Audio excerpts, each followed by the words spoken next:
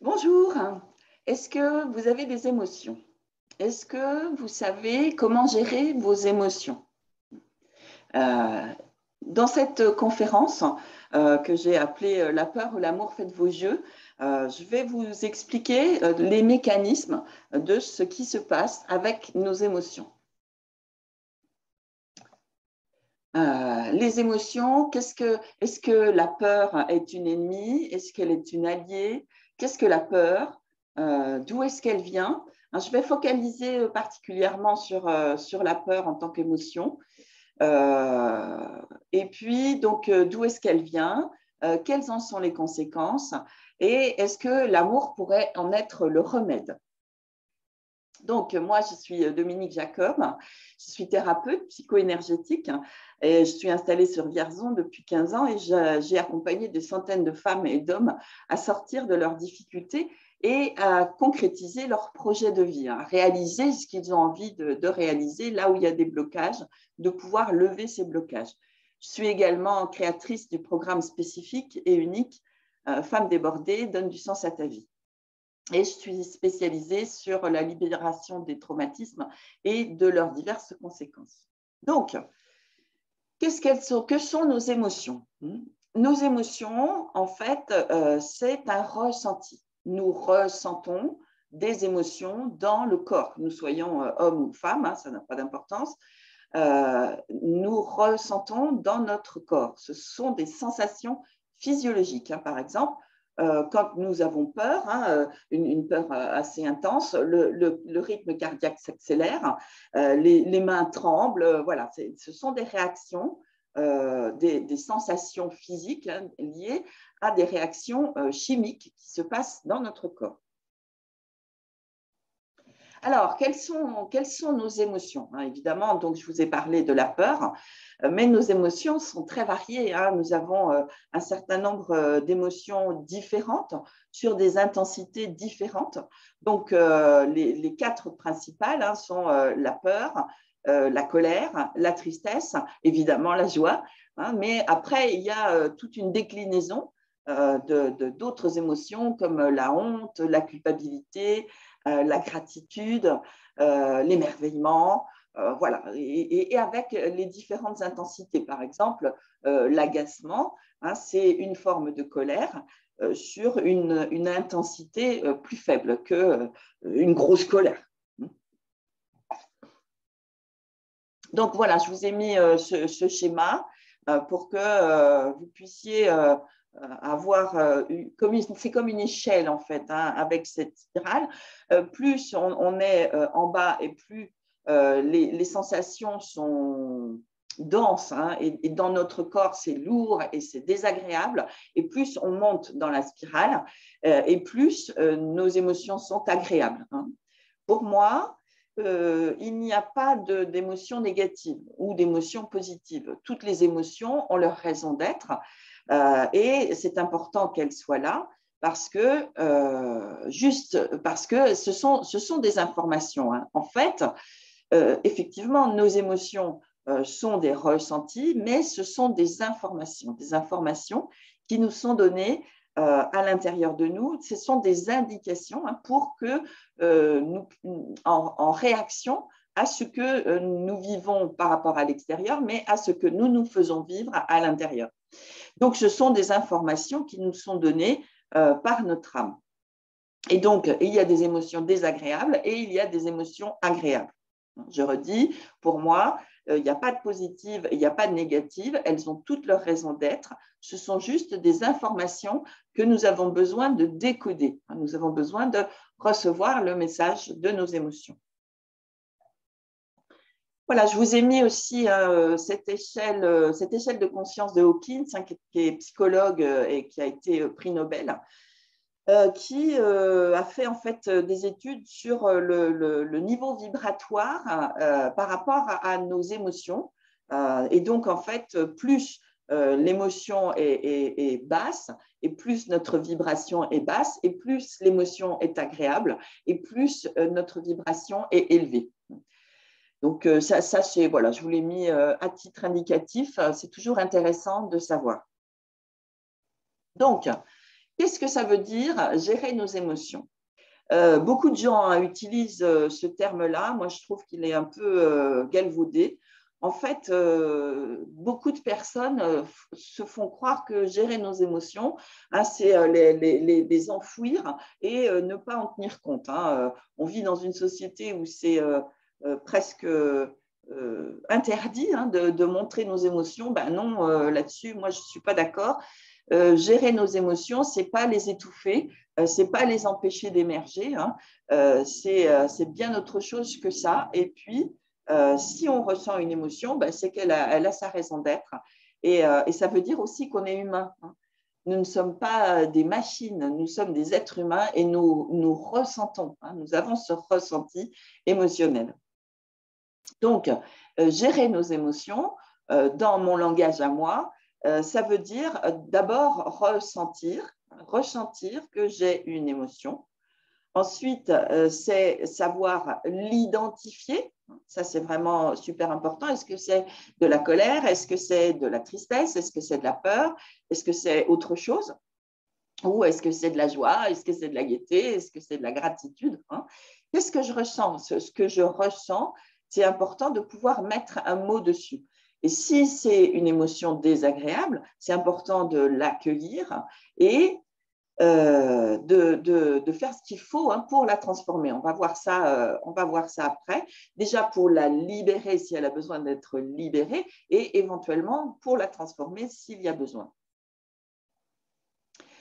Donc voilà, la peur, les peurs, hein, en fait, on a plein de peurs différentes. Quelles sont nos peurs, hein? Donc, nos peurs sont vraiment, là, sur cette conférence, hein, je vais me focaliser davantage sur la peur parce que c'est une émotion qui est malheureusement très courante et qui prend beaucoup de place en ce moment dans notre société. Et donc, c'est vraiment important d'apprendre à gérer nos peurs. Donc, quelles sont nos peurs? Y a des personnes qui me disent, oh, moi, je n'ai pas de peur. Mais en fait, moi, je pense que c'est juste qu'ils n'en ont pas vraiment conscience. Donc, évidemment, il y a plein de sortes de peurs complètement différentes, hein. Il y a la peur d'être jugé, la peur de ne pas être aimé, la peur d'être rejeté, la peur de perdre son travail, la peur de manquer d'argent, la peur de qu'est-ce qu'ils vont dire les autres, la peur de ne pas être assez bien, la peur de ne pas être à la hauteur, la peur de ne pas avoir assez de temps, la peur de ne pas arriver à bon port, la peur, voilà, c'est vraiment extrêmement varié. Nos peurs, nous avons de multiples peurs, hein. C'est important de savoir les reconnaître parce que parfois, c'est un peu difficile parce qu'elles sont le fruit de nos conditionnements, hein, de nos conditionnements familiaux, de par notre histoire, voilà. Et donc, c'est important de pouvoir d'apprendre à les identifier. Et ce n'est pas si simple que ça, hein. Parfois, moi je vois, hein, dans les nombreuses personnes que j'accompagne, des fois c'est difficile, hein, qu'elles puissent voir ces peurs, hein. Donc je les guide à ce qu'elles puissent à la fois les sentir et à la fois les identifier pour pouvoir les transformer. Parce que tant qu'on n'a pas identifié quelque chose, tant qu'on ne sait pas que c'est là, alors on ne peut pas le transformer. Donc, dans nos peurs, hein, il y a deux sortes de peurs, je dirais les peurs réelles, hein, qui sont des peurs qui arrivent soudainement, c'est-à-dire, par exemple, ben voilà, vous traversez la rue, il y a un camion qui passe, vous ne l'aviez pas vu, il y a une peur qui est là, intense, hein. Cette peur-là, évidemment, elle est réelle, parce qu'il y a un réel danger. Mais la plupart de nos peurs sont des peurs, sont des illusions, hein. Alors, quand je dis ça, ça ne veut pas dire qu'on ne sent pas cette peur. Bien sûr, on va la sentir. Mais ce sont des illusions parce qu'elles sont créées par notre imaginaire. Elles sont créées par notre mental, hein. C'est notre mental qui imagine, hein, qu'il va se passer quelque chose de désagréable. Et donc, c'est en ça que c'est une illusion parce que c'est juste l'imaginaire, c'est ce que notre mental imagine, hein. Par exemple, je ne sais pas, vous avez envie de faire du jardin plutôt que de travailler, par exemple, un jour. Et il y a une part de vous qui dit, ouais, mais qu'est-ce qu'ils vont dire les gens qui sont avec moi? Et du coup, bah, vous allez travailler, vous n'allez pas faire ce qui vous plaît. Hein.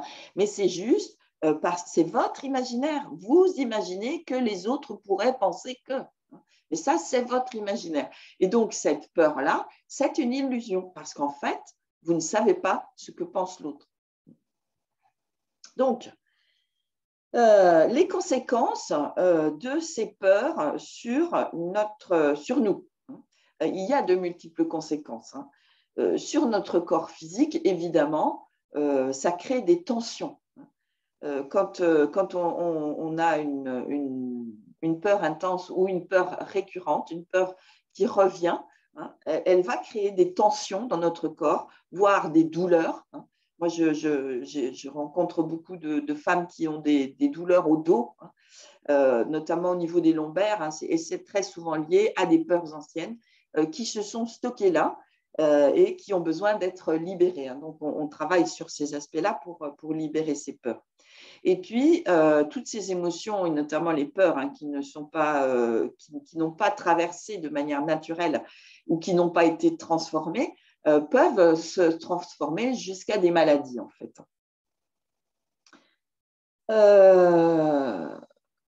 Ces peurs ont pour conséquence également sur notre corps physique une fragilisation de nos reins. Par exemple, quelqu'un qui a vécu beaucoup de peurs intenses a une plus grande probabilité, ce n'est pas automatique, mais cette personne va avoir une plus grande probabilité d'avoir mal aux reins. Quand je dis aux reins, c'est les organes, les reins. Ou à l'estomac. Une personne qui est anxieuse, par exemple, c'est une forme de peur, l'anxiété.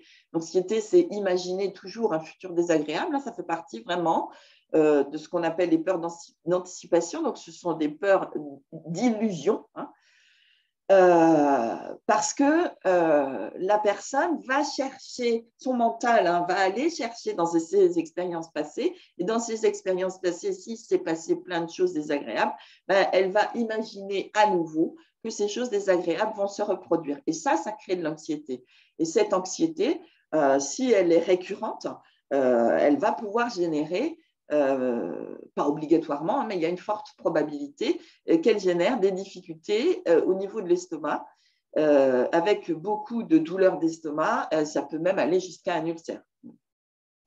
Et puis, le dernier élément extrêmement important, c'est que les peurs accumulées vont affaiblir notre système immunitaire. Et donc, dans la période actuelle, c'est vraiment très, très important que notre système immunitaire soit opérationnel. Et donc, c'est d'autant plus important d'éliminer les peurs. Voilà, évidemment, la peur d'être malade en priorité. Parce que notre système immunitaire répond. Je vous remets voilà, sur ce schéma-là, plus on est sur des vibrations hautes et plus on va être en bonne santé. Plus on est sur des vibrations basses et moins on va être en bonne santé. Donc, pour rester en bonne santé, c'est important d'aller vers des vibrations hautes et de nous libérer de nos émotions désagréables. Donc, je reviens voilà, là-dessus.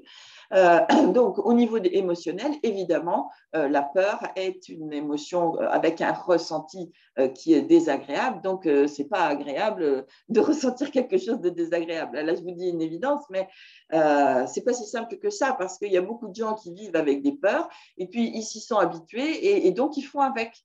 Et pourtant, c'est désagréable. Et en même temps, c'est un engrenage. Une pensée amène une autre pensée d'une même nature qui va amener une autre pensée d'une même nature. Donc, si on pense à des choses qui nous font peur, alors on va avoir davantage peur. Et comme on a peur, alors ça va amener plus de pensées de choses qui vont faire peur, et ainsi de suite. Et c'est un engrenage.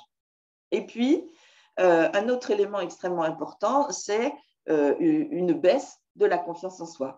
Si, par exemple, on a peur de ne pas être capable, si on a peur de ne pas y arriver, si on a peur de ne pas savoir, si on a peur de… évidemment, il n'y a pas de confiance en soi à cet endroit-là. Donc, pour la confiance en soi est directement liée aux peurs que nous avons par rapport à nous-mêmes ou par rapport aux autres. Donc, pour augmenter la confiance en soi, c'est important d'apprendre à éliminer nos peurs. Donc, les autres conséquences sont sur nos capacités cognitives, c'est-à-dire comment fonctionne notre cerveau. Quand on est dans la peur, c'est extrêmement difficile de se concentrer. Je pense notamment quelqu'un qui doit passer un examen ou un entretien d'embauche. Si cette personne elle est dans la panique ou qu'elle a peur, ben, elle ne va pas pouvoir se concentrer et elle ne va pas pouvoir réfléchir. C'est exactement pareil. Moi, j'avais une de mes clientes, je reprends cet exemple-là, c'était une femme qui était soignante et qui faisait l'école d'infirmière. Et la théorie, ça marchait super bien, elle y arrivait bien. Et quand il s'agissait de passer la pratique, elle paniquait et elle n'arrivait plus à se concentrer, elle faisait que des bêtises et elle n'y arrivait pas du coup.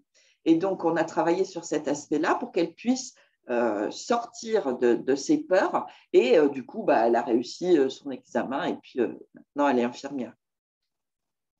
Donc, les peurs vont avoir cette incidence forte sur nos capacités cognitives et aussi sur notre capacité à apprendre. J'avais une jeune fille qui était au lycée, dans mes clientes, elle est venue me voir parce qu'elle était en grande difficulté avec un de ses professeurs et elle n'arrivait pas du tout, enfin en fait elle est arrivée, elle me disait qu'elle n'arrivait pas à apprendre une matière et en fait il s'est avéré qu'elle était en difficulté avec un professeur où ça ne se passait pas bien pour elle. Elle avait très peur de lui et du coup, elle n'arrivait pas à apprendre dans cette matière-là, alors qu'elle était bonne élève dans les autres matières. Et donc, je l'ai fait travailler sur ces aspects-là. Et puis, du coup, elle a pu apprendre à nouveau dans cette matière-là. Une autre incidence extrêmement forte sur nos capacités cognitives, c'est que nos émotions ont une incidence forte sur notre prise de décision. En fait, 80-90% de nos décisions sont des décisions émotionnelles, ne sont pas des décisions de réflexion.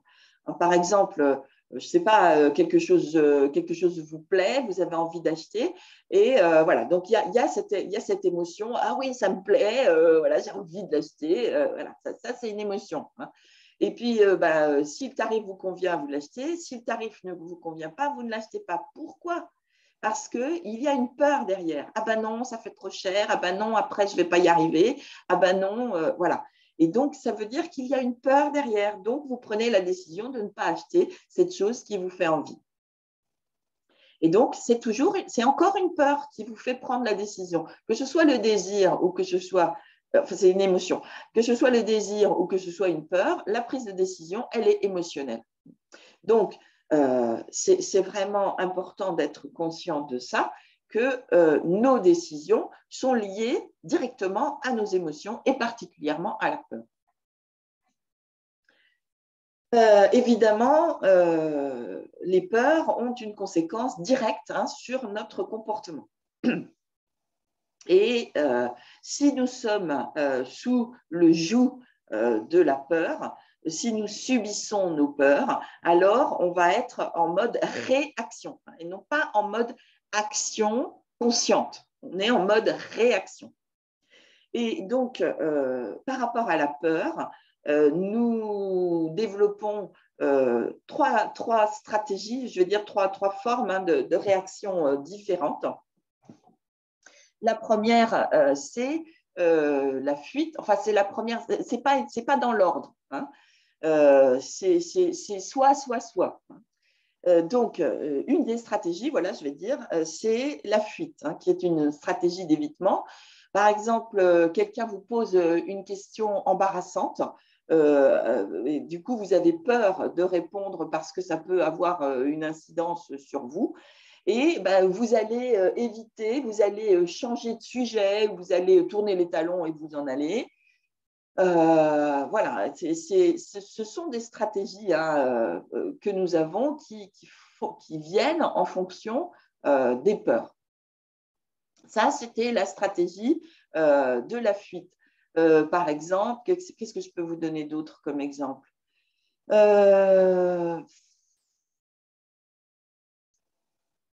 Quelqu'un vous dit, ah voilà, tiens, par exemple, il y a des gens qui ne savent pas prendre de compliments, hein, parce qu'ils ont peur qu'en fait, on se moque d'eux, hein.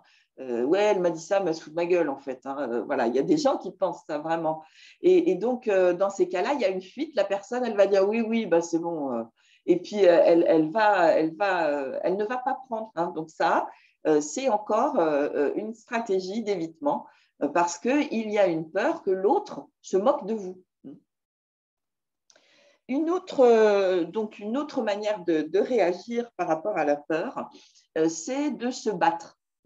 Donc, évidemment, il y a le côté combat direct, hein, quelqu'un vous agresse et vous allez réagir directement et soit lui crier dessus, ou voilà, ça c'est une forme de combat, ou quelqu'un tente de vous agresser et vous allez vous défendre physiquement, hein, ça c'est une forme de combat. Mais il y a plein d'autres manières, hein, de se battre. Par exemple, moi, je vois avec les femmes débordées, hein, elles sont à se battre en permanence. Elles se battent pour leurs enfants, elles se battent pour leur travail, elles se battent pour leurs finances. Voilà, par exemple, quelqu'un qui gagne peu d'argent va travailler beaucoup, beaucoup, beaucoup parce que cette personne, pardon, elle a peur de ne pas avoir assez d'argent. Et donc, elle va se battre en permanence pour trouver du travail. Et voilà. Donc, il y a vraiment plein de formes, hein, de manières de se battre, hein. Des personnes qui, par exemple, vivent du harcèlement, par exemple, au travail, vont aussi être beaucoup, hein, sont dans le combat de se battre pour garder leur job, par exemple. Et donc, elles vont faire tout ce qu'elles vont pouvoir pour être totalement parfaites, pour ne plus être harcelées et garder leur job. Ça c'est une autre forme de se battre, une autre forme de combat. La troisième manière, hein, que nous avons de réagir lorsque nous avons peur, c'est l'inhibition, le fait d'être figé, le fait d'être bloqué. Moi, je vois très souvent, hein, il y a des gens dans ma clientèle, notamment sur les femmes débordées, elles me disent qu'elles ne peuvent plus avancer dans leur vie, elles sont bloquées, c'est comme si elles tournent en rond et elles se retrouvent toujours à la même place, où c'est comme si elles faisaient du surplace, hein, comme si elles étaient enfermées dans ce mode de fonctionnement et elles n'arrivent pas à en sortir. C'est complètement lié à ça, hein. C'est parce que ce blocage est lié à des peurs conscientes et inconscientes. Et donc, ces personnes ne peuvent pas sortir de là parce qu'il y a ces peurs.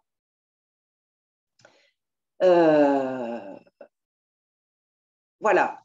Donc, par exemple, une personne est dans un travail qui ne lui convient pas, mais elle va avoir peur de s'en aller. En fait, c'est pas qu'elle a peur, enfin, elle peut avoir peur de s'en aller par la peur du changement, mais la peur du changement, il y a toujours une autre peur derrière, hein. C'est en fait la peur de ne pas retrouver quelque chose qui convienne, la peur de ne pas gagner assez d'argent, la peur de ne pas retrouver de travail.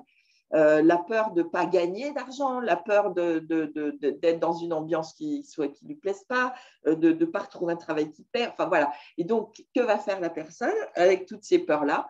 Eh ben, elle va rester dans un travail qui ne lui plaît pas. Et donc, elle est figée, elle est bloquée à cet endroit-là parce qu'il y a ces peurs. Toutes ces peurs-là, ce sont des peurs imaginaires. Qu'est-ce qui fait que cette personne va imaginer qu'elle ne va pas retrouver de travail? Pourquoi? Il n'y a pas de raison. Il y a toutes les raisons. Si elle imagine qu'elle va retrouver du travail, il y a de fortes probabilités qu'elle en retrouve. Et tout ça, ça n'est encore que l'imaginaire. Donc voilà, ben ça, je vous l'ai déjà raconté. Donc peut-être en complément, hein, donc dans les conséquences de nos peurs, ça génère des résultats, hein, en fait. Donc sur la fuite, il peut y avoir aussi ce qu'on appelle la procrastination, c'est-à-dire de remettre au lendemain, hein. de remettre au lendemain, et puis demain, ça sera encore demain, et puis voilà, on met à un autre jour. Hein. Et parce qu'en fait, il y a une peur encore derrière, hein, une peur de ne pas faire face, et donc la personne s'empêche de, hein, elle dit oh, ben, je ferai ça plus tard, mais en fait, elle ne fait pas. Hein. Ou alors elle fait quand elle a vraiment plus le choix, comme la déclaration d'impôt par exemple. Hein. Beaucoup de gens qui font ça, hein, qui procrastinent sur la déclaration d'impôt, ben, je ferai ça plus tard, je ferai ça plus tard, et puis à la date butoir, ils se rendent compte qu'ils ne l'ont pas fait, et là du coup, ça devient encore plus désagréable. Voilà. Donc, sur se battre, eh ben, je vous ai expliqué, et l'inhibition, rester sur place, je vous ai expliqué aussi. Une autre conséquence qui est extrêmement importante et que en fait peu de gens savent, mais ça moi je le constate tous les jours avec les nombreuses personnes que j'accompagne, c'est que en fait nous attirons à nous ce qui nous fait peur. Plus vous avez, par exemple, plus vous avez peur des conflits et plus vous allez vous trouver dans des situations conflictuelles.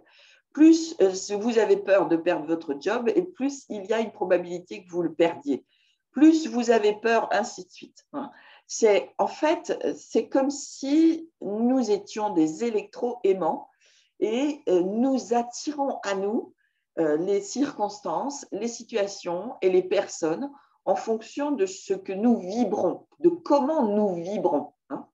Et donc, si nous vibrons avec de la peur, alors nous allons attirer des circonstances, des situations et des personnes qui vont accentuer le fait d'avoir peur, hein, et qui vont faire qu'on va encore avoir davantage peur. Donc, comme on va générer ces situations où on a peur, on aura encore plus peur. Et comme on vibre avec la peur, alors à ce moment-là, eh ben, on va attirer à nouveau des situations qui vont nous faire peur.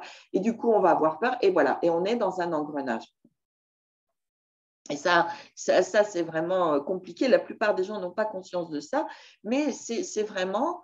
c'est ce qui se passe, hein, de la même manière, heureusement d'ailleurs, hein, si vous vibrez sur des énergies d'amour, de gratitude, de bien-être, d'acceptation, de compréhension, alors à ce moment-là, ben, votre vibration, elle va avec ça. Donc, vous allez attirer des situations où vous allez pouvoir être encore davantage dans la gratitude ou davantage dans la compréhension et de vous, des autres. Si vous vibrez de l'amour, en fait, ben, vous allez attirer des situations où les personnes vont être encore plus aimantes. Donc, qu'est-ce qui se passe quand on subit nos peurs, hein, quand on ne sait pas comment faire avec nos peurs? En fait, c'est ça, on les subit. Hein. Donc, c'est comme si on se fixait des objectifs négatifs. C'est comme, oui, c'est ça, c'est plus. Si vous vous dites je ne vais pas y arriver, ben voilà, ça c'est un objectif négatif. Donc, vous vous programmez à ne pas y arriver. En fait, c'est ça qui se passe. Hein. Si vous programmez à ne pas réaliser vos objectifs, ben alors vous n'allez pas réaliser vos objectifs. Donc, c'est en fait notre mental est là pour nous garder en survie. Et ça, c'est une bonne nouvelle parce que si on est là, c'est parce qu'on a pu survivre. Mais par contre, la mauvaise nouvelle, c'est qu'il nous garde en survie. C'est-à-dire qu'il tente de nous préserver des dangers, mais en nous préservant des dangers, on s'empêche de faire ce qu'on aimerait. Et donc, du coup, on ne vit pas vraiment. On n'est pas dans une vraie vie épanouissante. On est en mode survie. Je vois ça tous les jours, vraiment, avec les personnes que j'accompagne, c'est dans ce mode survie. Donc, en fait, Osho nous dit la vie commence où la peur finit. Ben oui, parce que quand on arrive à gérer nos peurs, quand on sait comment arriver à gérer nos peurs, alors on peut commencer à vivre ce qu'on a envie de vivre parce qu'on n'a plus peur, on n'a plus peur de ce que vont penser les autres, on n'a plus peur de ne pas y arriver, on n'a plus peur. Voilà, on est dans la confiance, on est dans la confiance avec soi, on est dans la confiance avec les autres et on est dans la confiance en la vie, en fait. Hein. Et ça, c'est super important. Et quand on est dans la confiance, alors on peut mettre en œuvre nos projets. Donc, Qu'est-ce que vous faites quand vous voyez un enfant qui a peur? Est-ce que vous le laissez dans son coin tout seul avec sa peur? J'espère que non, en tout cas pour vous et pour cet enfant. Hein. Est-ce que, si c'est votre enfant ou même un autre, hein, mais est-ce que vous allez le voir et que vous lui dites, bon, allez, c'est bon, laisse tomber ta peur, on y va, on y va. Non plus. Bon, il y a des gens qui font ça, mais c'est pas très bienveillant, c'est pas très respectueux pour l'enfant. Et puis, il y a des gens qui font ça avec eux-mêmes, hein, ils sentent qu'ils ont de la peur, mais ils y vont quand même. Hein. Ils passent par-dessus cette peur. Mais en fait, cette peur, elle est là et elle va rester à l'intérieur. Et donc, c'est compliqué de faire les choses en se sentant bien quand on a peur. Enfin, voilà. Du coup, si on fait les choses avec la peur au ventre, alors ça devient très désagréable. Il y a des gens qui me disent ça, hein, qui continuent à aller à leur travail avec la peur au ventre. Hein. Et donc, c'est extrêmement douloureux, hein, évidemment. Évidemment, c'est extrêmement douloureux. Donc, évidemment, l'idéal, hein, quand on voit un enfant qui a peur, c'est d'aller le voir et de lui dire, OK, tu as peur, je vois que tu as peur, de quoi tu as peur? Et, et ensuite, de le rassurer par rapport à ses peurs et éventuellement de l'emmener avec nous pour qu'il puisse se sentir en sécurité. Et donc, on a besoin de faire exactement la même chose avec nous, avec nous-mêmes. Hein. C'est comme si, enfin, c'est pas comme si, c'est à l'intérieur de nous, hein, on porte un enfant qui a peur. Et donc, c'est important d'être un bon parent avec cet enfant à l'intérieur de nous qui a peur. Et donc, pour ça, c'est important de repérer au moment où on a peur, de sentir. Hein, pour repérer une peur, c'est de sentir qu'il y a cette peur qui est là à l'intérieur, de se dire, OK, bon, ça, ce que je sens, hein, ça, c'est de la peur. Donc, de quoi j'ai peur et qu'est-ce qui me fait peur? Ah oui, alors quand je pense à ce sujet-là, j'ai peur de vexer quelqu'un. Voilà, tiens, par exemple, j'ai peur que l'autre le prenne mal. Ça, de toute façon, vous ne le savez pas, mais si vous faites les choses avec éthique, la manière dont le prend l'autre, ça ne vous appartient pas. Donc, c'est de vous dire, bon, OK, je vais le dire le mieux que je peux, et puis, si la personne comprend, super, si la personne ne comprend pas, elle ne comprend pas, j'essaierai de lui expliquer autrement. Mais il y a des gens, des fois, qui ne veulent pas comprendre, et c'est comme ça, mais ça n'empêche que c'est important de dire. Donc, la priorité des priorités, hein, c'est donc identifier les peurs, les sentir, identifier que c'est une peur, et puis d'apprendre à se rassurer. Donc ça, c'est la priorité. C'est de savoir sentir ses peurs et de savoir comment se rassurer. Donc la plupart du temps, se rassurer, c'est en se disant des bonnes choses à soi. En se disant, par exemple, mais si je vais y arriver, puis même si là, je ne sais pas comment faire, je vais demander conseil à quelqu'un qui va m'aider, ou tiens, qui est-ce qui a cette connaissance-là autour de moi et comment je peux trouver une solution. Hein. C'est vraiment de vous orienter solution et de chercher les ressources dont vous avez besoin pour pouvoir y arriver. Et puis, évidemment, dans un deuxième temps, c'est d'apprendre à ne plus générer ces peurs imaginaires. Bon, il y en a toujours qui reviendront parce que c'est le propre de notre mental. Hein. Notre mental, il nous fait voir les dangers. Mais plus on va apprendre à se rassurer, plus ça va être rapide de pouvoir se rassurer et moins il y aura des peurs qui vont arriver. Donc, la priorité, c'est vraiment de développer cette conscience aimante hein, et donc d'être en amour avec soi, hein, comme cet enfant qui a peur, cet enfant qu'on peut voir qui a peur, c'est d'aller voir cet enfant à l'intérieur de nous qui a peur et de l'entendre, d'écouter et de le rassurer avec bienveillance, avec amour. Hein. C'est vraiment d'accueillir cette peur dans la chambre sacrée de notre cœur, en fait, hein, pour la laisser se dissoudre. C'est vraiment de ça dont il s'agit. C'est juste d'accueillir, de dire, OK, voilà, moi, je ressens cette peur. Qu'est-ce que je peux me dire pour me rassurer? Et voilà, juste, elle est là et je la laisse se dissoudre. Et donc, pour se rassurer, hein, c'est de changer ses pensées. Si vous vous dites je ne vais pas y arriver, ben évidemment, ça va générer de la peur et vous n'allez pas y arriver. Si vous vous dites ben, pour le moment, je ne sais pas encore comment faire, mais je vais apprendre, ou il y a bien quelqu'un qui va me montrer, ben, là, ça change et du coup, vous n'avez plus peur. Donc, ce que vous avez besoin, c'est d'apprendre à changer vos pensées.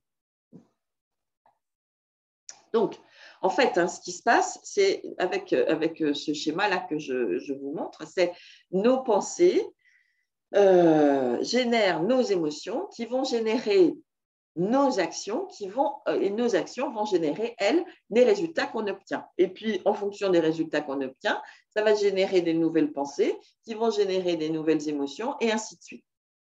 Donc, si on veut obtenir un résultat différent, alors il faut changer les pensées qui ont généré ce résultat.